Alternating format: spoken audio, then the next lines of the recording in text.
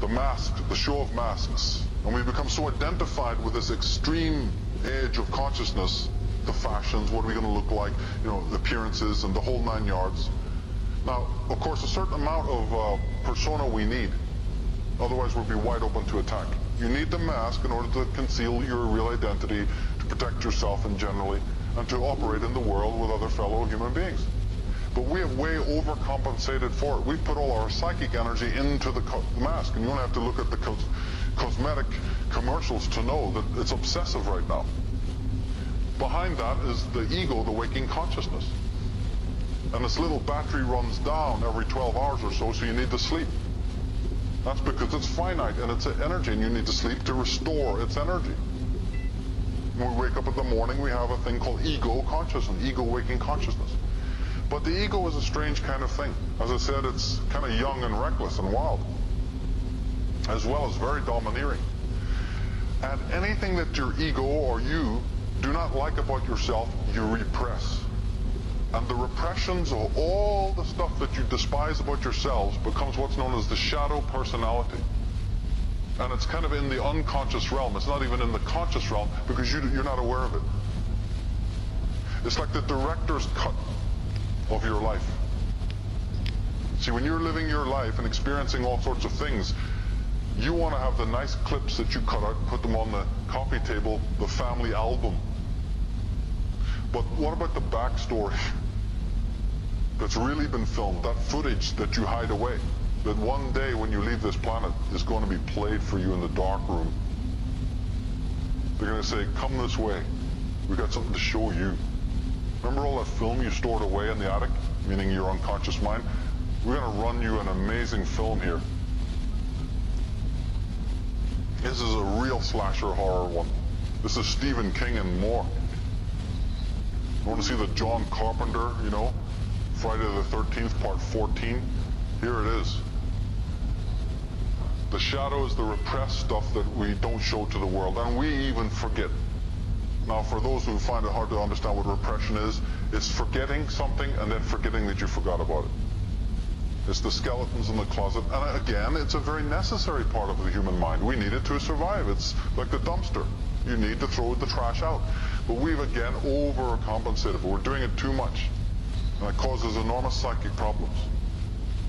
Carl Jung said that the shadow is a moral problem that challenges the whole ego personality, for no one can become conscious of the shadow without considerable moral effort.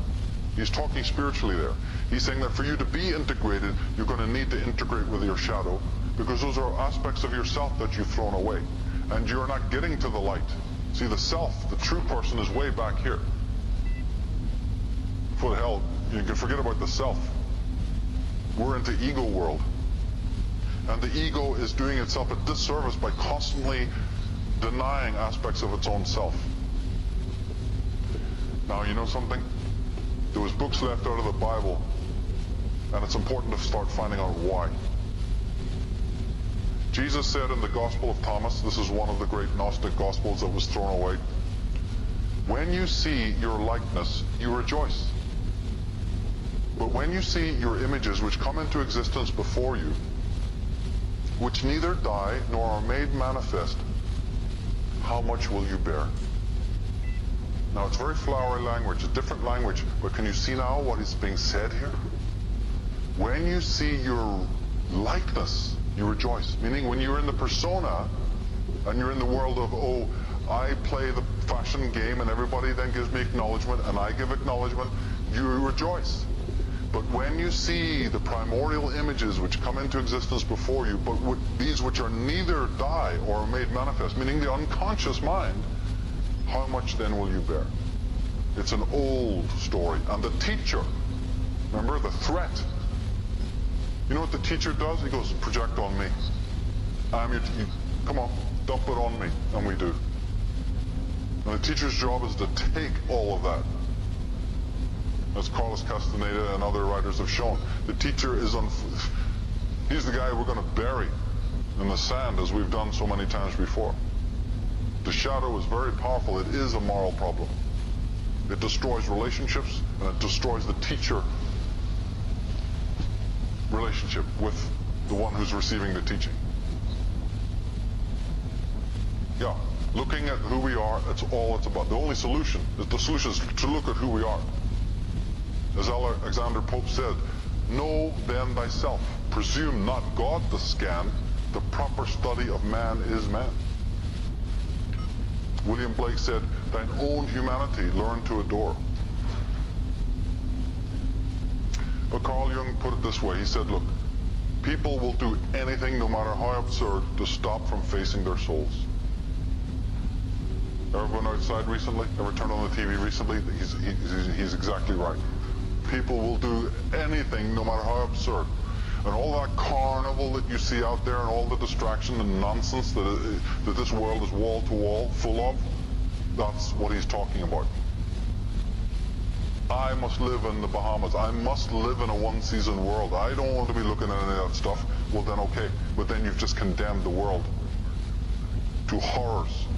You're just making a person in your life, your partner or your children, the victims, the slaves to your inability to face yourself. You're now having a person fill your void and your emptiness because you're not a whole person. And now you've enslaved that wife or that husband or that child or that animal or your workmates to your own form of tyranny. Yeah, you can't call the police on it, and you'll never get the court over it to prove that it's there, but it's there. And basically, repression doesn't work. There's a thing known as the return of the repressed. You can only dump so much of it before the stench starts to, come back. And as Carl Jung said in a well-known statement, he said, when an inner situation is not made conscious, it appears outside of you as fate. Ha, ha, ha. Because there's a strange contract between the unconscious energy of our minds and the world, the energy that built the world. They conspire together, they're built out of the same stuff. So behind the back of the ego, the unconscious mind, the shadow, conspires with life, with material existence, to bring in front of you the very people, the very person, the very challenges, right? To help you integrate when you won't do it of your own free will. And we call that living. All the stuff that happens around us that we often describe as difficult challenges, that's what that is. We will refuse to do the homework, so then we're going to meet it in space and time. As the Greeks said, your character is your fate. If we do not autonomously cleanse our psyches and strive to live morally, and if we continue to violate the natural order, remember I said nature goes through these cycles, it can handle the winter when everything dies and putrefies, because it knows what beautiful roses are going to come from that. Nature can do it, but we can't. And if we continue to violate the natural order because of our inner emotional and psychological toxicity, we will allow the ego to manifest surrogate channels to exercise its repressions and other negative debris.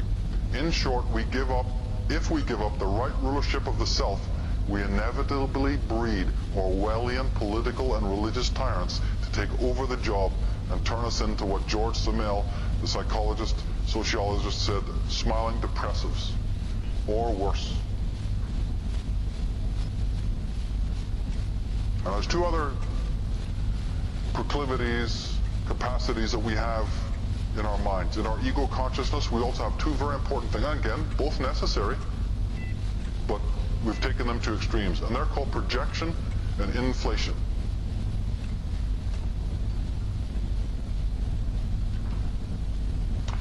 And the place where we can really examine them is in our relationships. The dark aspects of the personal psyche, which threaten the ego's autonomy and its vision of itself, are repressed, as we said. The shadow is the sum of all that we loathe about ourselves, and we project it onto other people and say they're responsible. This content is subconsciously projected onto others, who become our external representatives of our personal shadow selves. In extreme cases, we also project this content through the field of other oblivious victims. That's an important one, but we're not going to get into it now.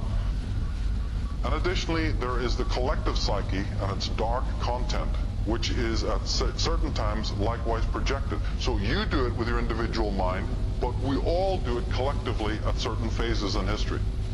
We literally all project on the famous nemesis that's created for us.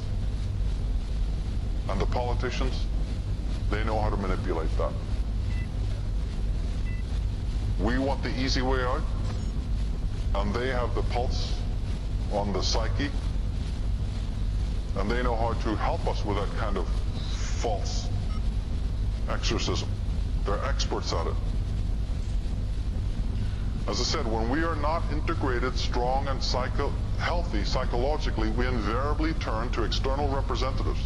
The parents, the politicians, the teachers, the evangelists, the heroes, the authority figures, the establishment representatives, you know, whoever. And all manner of horrors have arisen because we do this. So yes, our world is full of horror and genocide and mayhem. Let's start discovering why. When you talk to people, a lot like I have to do in readings, doing readings for them, and they're going on about this and that problem, and it's a recurrent theme that they have a terribly negative relationship with time. Almost none at all. It's not that, see, people have already embodied this idea that time is your enemy. No, you are time's enemy. Time is never your enemy. If it was, you wouldn't accomplish anything of your desires. Think about it. Time has allowed you to manifest any desire you want. It's not your enemy, it's your friend. You are the enemy of time. And the reason why you can't get all the things done that we're talking about is because you misuse time. You misuse time. All the things that you're doing are shit. Stop it. Right? Watching those idiotic shows on television, or, you know, just distracting yourself from your needs, you see. So if you examine life, it's not that you don't have enough time. You have more than enough time. It's that you spent it talking to idiots, slaving for family members who never pay you back, trusting in the advice of parents who are tyrants, literally actually tyrants, who never rewarded you for the good that you did, but always punished you for the bad that you did. You know, you're in servitude, and so on. And so a time does come, like, you know, they call it the dark night of the soul. And it's not necessarily a religious event. It's a return to who you are. It's a very subjective experience where, you know, you're introverting a little bit more and you're doing some of this calculus that we're talking about. And along those lines comes, and if it feels very ungrounded, then you ground it by looking at the state of your physicality. You know, like that mentor of mine said, hey, you don't need that. And that was all he had to say, and it changed my life forever. And it changed it to bring me straight up against conflicts that lasted for more than 10 years. That nearly destroyed what, you know, it didn't take much to destroy it, but whatever was left of a family unit, and that wasn't much, that went through turmoil. People were put against others. It was a frightful nightmare, right? Just because we wanted to be vegetarians after this point, and we had to bloody fight for it tooth and nail. So, as I say, you know, on the path of enlightenment, you'll know that you're on the right track when you're getting all the flack. So, there is a will, but you also talked, Ronnie and I, about the fact that, and you just encapsulated it brilliantly, because where do I get the bioenergy to tap into my bioenergy? Right. Yeah. If I'm exhausted and wiped out, the thing looks paradoxical. Yeah, I'm all for what you guys are saying, but I lack the energy to tap into the energy. So we have no Western model. The lies that have been taught, you know, it's like what Aaron Rousseau was saying, we're torn to shreds. There's so many things that are not said in school and college and university, so many things that the parents have not taught us. And that's what we have to then pick up the slack on our own time and teach us. Now, actually, there is a resolution to that, and that is work with the, you know, martial arts and Qigong and Tai Chi that know all about that, and slowly, incrementally, you know, you'll awaken that Qi. But the all-important thing is that will first require you to change your relationship with time. And I don't know if it was clear before when you and I talked, you know, the message I was making at that time to the listeners was, it's entirely in your hands. You have all the time in the world, but you must make it. You must completely go for the long haul, you know, because a lot of what we're talking about, like you said, about checking back and, you know, checklisting yourself and going, it also implies going for the long haul. I've done that in my career. I've not done things, you know, just for short-term successes. I've thought in terms of very many years, you know, to take a thing through to ferment. You know, they say the greatest water is the freshest, but the greatest wine is the oldest. So you have to learn this fermentation process of being able to think 20, 30 years of this process that you're going to take on. Of course, our culture's demagogues they've obliterated that. You were saying earlier about the cell phone culture. It's all to concertina your life so into just fractions of seconds that you're practically robotic. Your relationship with, you know, the process of desire even and how to fulfill a desire, it's all being obliterated. You know, suicide and homicide are the only two, you know, results, an endless ingestion of their happy pills, you know. It's really dire. But, you know, we're talking about things that are fundamental, all heals. You know, but spending more time in nature, cultivating an interest in gardening or herbs or arts, martial arts, qigong. There's multiple ways, you know, multiple ways of reinitiating yourself. But it will, I believe, mean a fundamental change in how you deal with the calendar and the clock. Just cut the fuck out of slaving for other people and try to build, you know, bring those minutes and hours and even weeks and months to yourself again. And then also think in terms of the long haul. Do not fall for the world's hoop jumping where I get a reward. I do this, I get a reward. I do this, I get a reward. You know, in that more instantaneous, caffeinated way. Try to think again in broad terms over the whole movement of your life. It's another thing that needs to be factored in here. But don't accept our word for it. Go and test yourselves to see how much time is wasted serving other people. You know, these are all things to actually observe. We're not making any statements. We're asking you to observe it. I believe that you have all the time in the world for anything you want to put your mind to even become a PhD in even the most physicalized sense, take a class. Anything you're telling me you can't have time for, I never have accepted that. Right? Because that time is there, but somebody else has got their hooks in you. I don't care if it's granny or granddad or friends or mates or some other nonsense. You have the time. But you are not allowed to have the time because so much, you know, it takes another vision to see how much the world is eating up your time. So this is a very spiritual work. It really is, right from the off. This is a tremendously important question, and it ties into the whole concept of solutions, because there are some people who, not being truly familiar with our work, give themselves away by, you know, coming to us and saying, you know, hey, we know the problems. Why don't you offer any solutions? And the first thing that always tells me is that they're not familiar with my work, because my work is filled with solutions. You know, even to talk of man doing his inner homework and dealing with his emotions, just like we spoke on the, you know, the first program, is that solutions. Even to talk about legal means rather than political means of, you know, working towards greater freedom, and mentioning that, you know, the breaking away from the federal government and the education, you know, into these matters of how the whole federal systems are set up. I mean, you know, we have solutions. We're always mentioning solutions.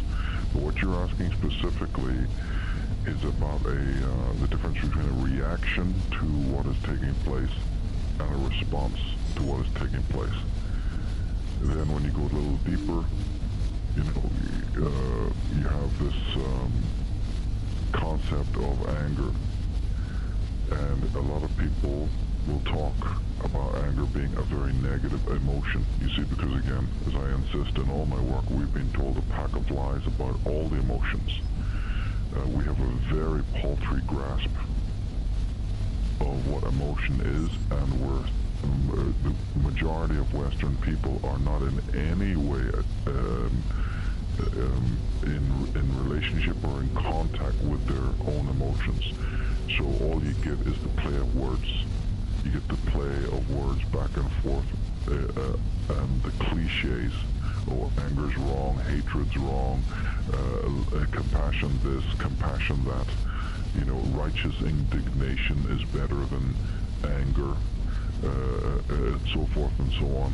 And so you get this bandying around of words without any true, really substantial meaning. And I can give you a good example about that. The family who has had their sons and daughters brought back in body bags from meaningless wars, who've had their children raped by pedophile priests, who've had their entire family business, eradicated by, say, the federal system, who've been browbeaten by police, who've suffered injustice in court, who've had everything taken from them and robbed from them, who have had no sense of justice. And my mind goes back to the Jack Lemmon movie, Missing.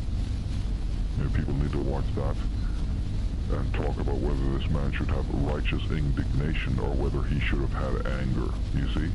So we're talking about responses here. So it's very easy to talk about righteous indignation when the acts of confiscation and acts of extortion haven't reached your doorstep yet. Or when war and turmoil and murder and rape and violation and injustice haven't reached your comfortable, middle-class doorstep, then you hear talk about righteous indignation. While people are sipping their wine and lighting their cigars and talking in totally abstract and general terms. But just like the Jack Lemmon character in the movie Missing, or just like the Howard Beale character in Network, when you truly see, or not just see, but have involvement, direct participation with the kinds of violations that are going on, like people in my country, and I can say this without even taking sides, the enormous atrocities where people are kneecapped, people are shot in their beds, women and children are blown to pieces. And you're telling me, that you have righteous indignation? I mean, what am I meant to do? Look that up in some dictionary or something to get an interpretation of what that means? You're mad as hell. And that's what it is, an actual, sane, rational response to a violation that is taking place on any level. When you bring a family member into the casualty ward of a hospital, and then they say, sorry, your wife or husband or son or daughter died on our operating table. You know what I mean? And just people need to sit and think about all the atrocities that we read about. You're going to talk to me about having righteous indignation? Or say you're made ill at work through some industrial disease, through exposure to mercury or so, like in Bhopal in India, or like in Chernobyl in Russia, and like there's so many other industrial diseases that are going on, and then slowly we find out that you have organ breakdown in your body, and I mean any of the various horrendous injustices that have taken place. We just go home and say we have righteous indignation about these injustices. This is the luxury of fools. When you take it to the macro level of the crimes that the British government is responsible for, and when you take it to the level of local government and what they're responsible for, and we have a world coming down. We have police surveillance. We have police monitoring crowds, and whether you're supporting or not mass movements and mass demonstrations. Let's also notice the fact that anger is so taboo in our society. Isn't that one of the reasons why we have such a police control and such a watchdog jackboot control at these demonstrations? Is because that's what the society is so afraid of. That's what the Big Brother is so afraid of. They'd love you to have righteous indignation. They'd love you to work within the political pigsty. This is what they're this is what they're betting on, because they have nothing to fear from that. So they make sure that that is completely, policed out of existence. And this whole idea of pacifying and having man have a very, very negative relationship with his own emotions so that he is completely misunderstanding them. And that even a man who has true anger is a threat to society. They don't know what to do with him because nobody in this Western world, as I've said in so many presentations and writings, has the faintest idea what a true, actual emotion is. They're not in relationship with it. They can't express it. And if they do express it, everyone thinks of them as a complete and utter nut. But to get back to the heart of your question, you heard me subdivide the question of anger, and that's because I've thought about anger. I've thought about these emotions a lot. And I've watched them in operation. And I will say that when it comes to anger, yes, of course, there is a dysfunctional acting out of anger. That's a no-brainer, obviously. And that falls under the category of what I refer to as always as the red flame of anger, because it's the anger that is infantile. It's the anger that appears when people's ego needs, their own narcissistic basic ego needs, you see, are thwarted. And then they strike out like infants do. Obviously, that's not the anger that Michael Tsarion is addressing, like somebody who's come to this, 5 minutes ago. Obviously, that's not what I'm talking about when I'm speaking about the specific response that very few books and very few films have ever dealt with properly. And those who do are generally misunderstood. Just like when I'm talking about these things, it's misunderstood. And so, what is this thing about, the warrior? What is this thing about the worry that we have about vengeance and justice? Now, the whole world is owed this because of the violations that have been done. And as I've said time and time again, mass placarding, mass demonstration with a bunch of people who have a very thin understanding of what is really going on is obviously not going to do anything. But a very conscientious, passionate, direct response from an educated group of people is the absolutely most frightening thing to the establishment. And that comes under what I refer to as the blue flame of anger, which is an intellectual anger, which is a response to being under attack. It is no different than the operations of the immune system and the operations of the white blood cells, the lymphocytes and the white corpuscles when you're under attack. These emotions arise for certain reasons. In my work on, psychic vampirism and other subjects, we get into this even deeper about certain emotions arising for certain reasons.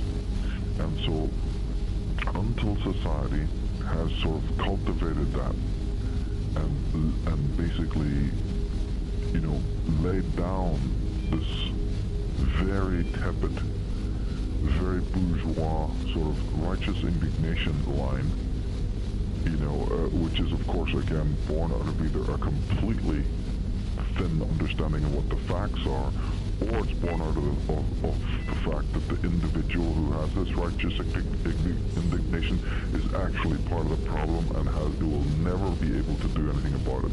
This is one of the reasons why people have this very cruel and cynical responses, because they're actually either part of the problem or they're never in a month of Sundays ever going to get with what is really about real change. And if you examine these people's lives, as I've said many times, instead of finding the anger and the criticism and the passion, what you find is a tremendously wet, damp, cold cynicism.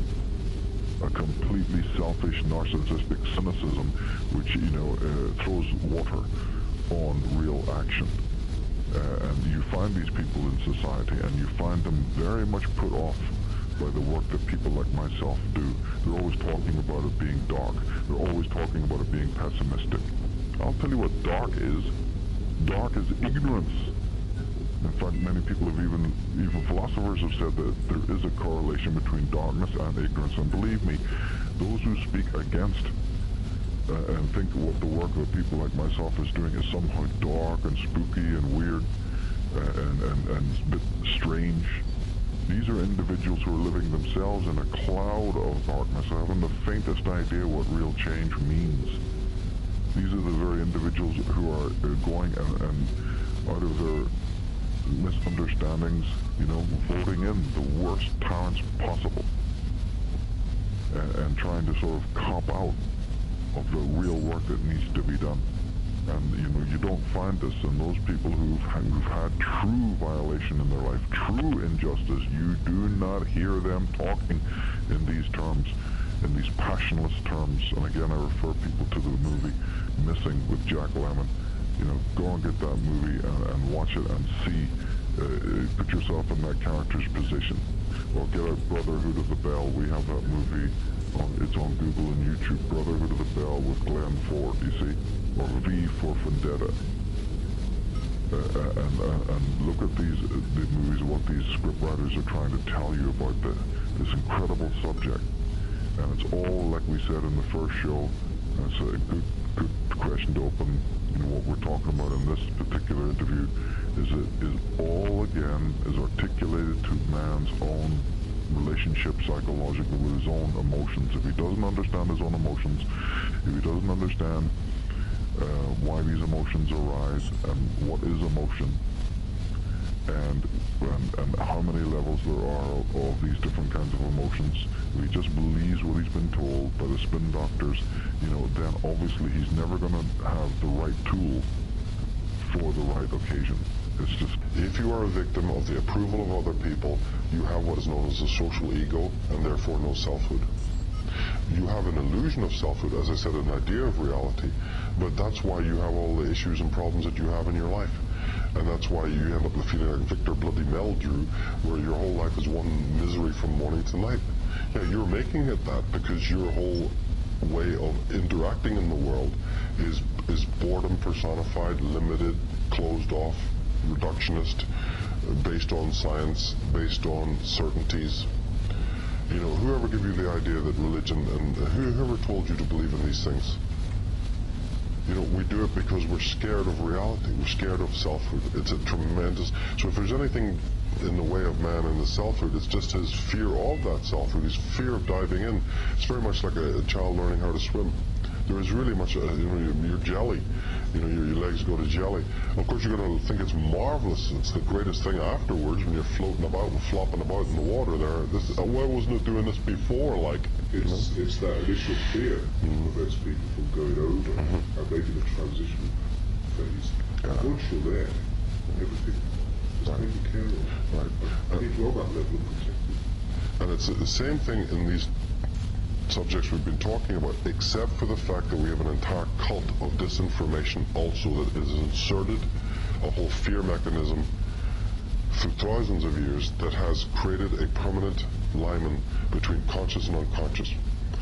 In other words, Krishnamurti, J. Krishnamurti, never ever even used the word consciousness, and by the way, neither did Heidegger, because he would say, why are you already dividing one part of consciousness from the other? Don't you see that that is already a problem? And he meant even the psychologists. He would say, even by a psychologist trying to say we have a conscious, a pre-conscious, and a subconscious, he already had a problem with that. It's all consciousness, except that the lighthouse, the keeper, right, and I described it on Henrik's show as the little doorman in his blue uniform at night with his torch, he's the keeper of the skyscraper of the corporation, fiddling about, checking your ID, thinking he's the lord of the whole corporation just because at night he's the caretaker. Well, he is in one way. He decides what lights are going on and off. Because the ego and the mysterium are in charge of the lighthouse, they direct the light to this highly focused area that we've learned to call, because this is what we are, the ego. if that light was in the hands of someone else and you pulled it back, which is very much what the artists and poets have, they have this more diffuse light, you'd see that this is this one big continent. It's all consciousness. It's another illusion in a way to divide it. And shamanic people are not into that. They're not into that heavy thing about dividing. In fact, to the point where they don't even have a distinction at all between external reality, meaning physical reality, and psychic reality. This is a very important part of this, is microcosm and macrocosm are made out of the same stuff. But don't put even a word on that. Oh, well, you're talking about that's all mind then? No, again, you're repeating the problem, you know. Now, see, when the individual habitually does not accept these things, there's a price to pay. You see, there is this other level of existence, and it has its own workings, it has its own ordinances. And when it notices that all men, all women are living in forgetfulness, running into everything else that they could possibly imagine in order to hide in the light from this essence, not essence, but noumena. What we're seeing, if you pull back from the canvas and now look at what's happening in society, you're now seeing the noumena doing its thing. The being unto death and the emptying oneself into nothingness that's required on an individual level is not being done. So what has happened? It's moved up the fractal, and now the disenchantment, the disenfranchisement, and the sort of Dionysian melting pot that's happening in our societies today, where nobody knows if they're coming and going, is that same action of deconstruction. I refuse to call it destruction. It's actually a deconstructive thing that's happening throughout the world. The Maya are referring to it as the age of revealing. The countdown to 2012, a lot of these other things are involved in this, which is what we presented in Architects of Control. The idea being that what you do not do, your character is your fate. Right? Jung, it'll appear in front of you. Freud, what you repress will appear in front of you. It's a very, very well-known fact. Well-known theories. What is happening now on the social level is that this deconstructive untying, loosening is taking place because people have been so rigid and they won't give it up of their own. So now there is a meltdown, economically, socially, and so on. I've always referred to the fact that even the language that Gore has used, spoke on this in many interviews in the last lot of years, the very language that he uses for global warming is actually subtextual for psychological warming. This is why he also attracts a lot of followers, is because actually beneath all that meteorological mumbo-jumbo is a very interesting occult subtextual language, which Peter Taylor briefly also addressed in the fact that he's using the word carbon when it really means death. Because carbon pulls you down, right? It reminds you of your mortality. Well, this goes on in the lives of all these architects of control, but in society, what you never understand anything that comes on TV or anything that's happening in society from now on, unless you're very aware of these psychological principles and dimensions we've been addressing, because everything will be talking to that logo, that motto that I showed on stage, I am what I am because of everyone, that would make Patrick McGowan chuck, right, is absolutely this. And it's in your face in plain view now. That's what they're doing. They know that man is disassociating and falling apart, so their little collective vibe and their mantra is going to increase all the more to galvanize and hold together the body politic, which is literally crumbling at the seams. Man has not been doing his homework. He has been negligent. He has been living in avoidance. So the addictions and the pharmaceutical industries and the new religion, which we see sprouting up in America, the new evangelism, all of this can be understood with what I'm talking about. It's trying to galvanize the ungalvanized. It goes back to asking the misguided for your guidance, because you won't turn to yourself, and you won't turn to the divination arts. You refuse to turn to nature, and so you're asking unguided, unfounded, unsolid, unsound existentially vagrant people for your guidance. Yeah, that'll really get you somewhere, right? So what is happening now, and we can end on this, is that in society, you are seeing the mass movement of this interplay, psychic interplay. Because as we said, there's no real ultimate difference between what happens physically and what happens psychically. Therefore, there's another thing to be optimistic about. If you understand this and start to realize, I now must take responsibility. I must identify my selfhood. I must discover what this is. And it's very easy. This is very grassroots, and there's very simple ways to do it. And for all you know, it may just be reading Heidegger or Colin Wilson or listening to music or picking up, getting a bit more serious, getting more intrigued in these subjects. I've tried to do that by presenting my work on websites and books, so in interviews, so that people can, at least even topically get their minds around this.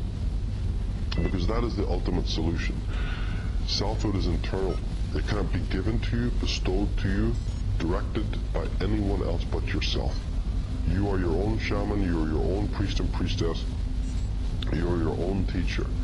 It doesn't mean you dispense with other teachers, but you understand that it's the teaching that is important. And also you must understand that you are merely a custodian of the teaching. You can't piss on it. It's not a lamppost. It's not going to be territorialized by you. It's holy ground. And if it passes through your psyche, you are its keeper, temporarily. There is no Archimedean point, and you will be tested thoroughly, because only the pure can love, and only the pure can know. In ancient traditions, they made sure. You read the Finn cycle, the Fenian cycle of Irish mythology, and the trials that the heroes were put through. You read the Arthurian cycle. You go to India, you look at the Zen, even in Africa, in South America, the enormous rituals and rites and trials that the neophyte was put through. Hey man, we got it easy today. We've got it easy. But just because, like I said, you don't have to work over burning coals and fight minotaurs, don't for an instant think that the trials have gone away. They're still there. They're just shifted a bit. But they'll still be there to test your ass to make sure that you're pure. Because this gnosis, this knowledge, is not going to be available to the filthy myths of the impure and the toxic.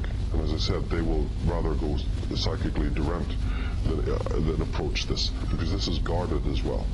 And so when you're looking at society today, realize that it's not a bunch of egalitarian, potluck, free-for-all, mumbo-jumbo. It's not available to everyone. There's only a certain caliber of person who's done their inner work, who is even going to even be in hope of approaching this information. And so when you see it being sold on TV programs and movies and spinner racks, as is wont to do, when it becomes trendy, be also aware of that.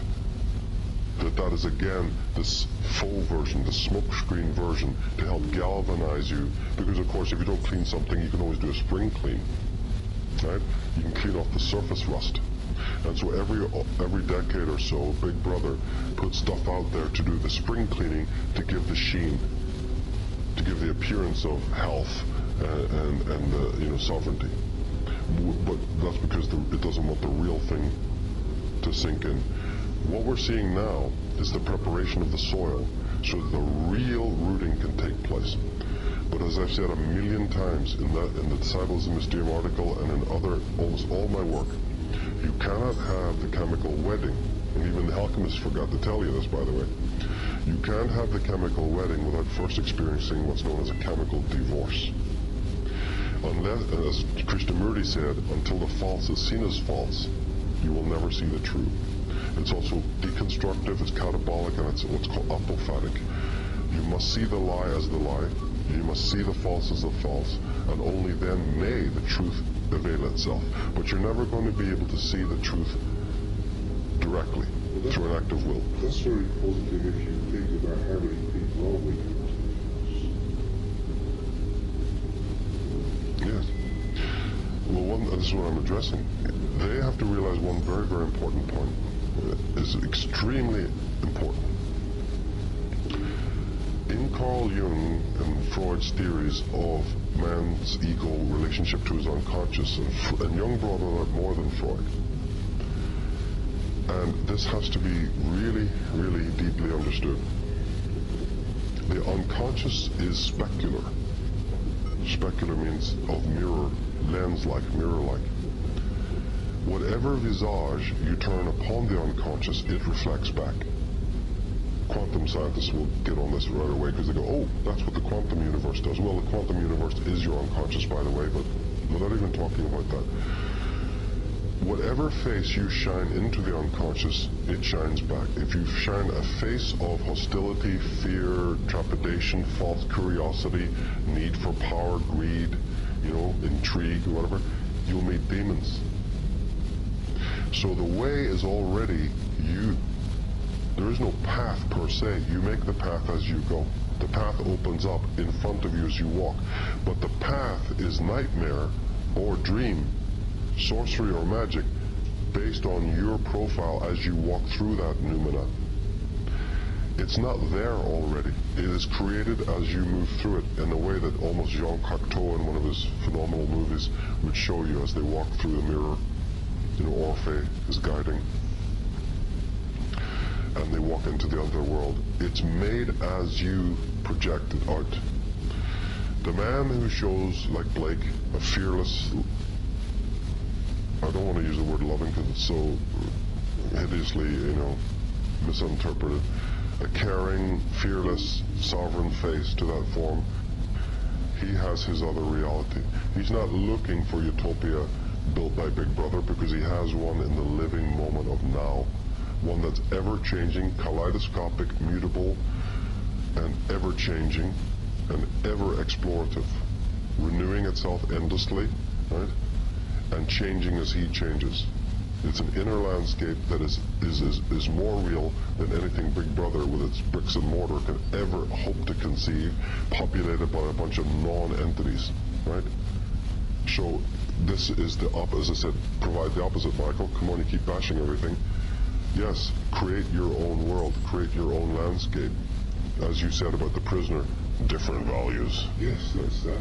Not your values. Yes. Right.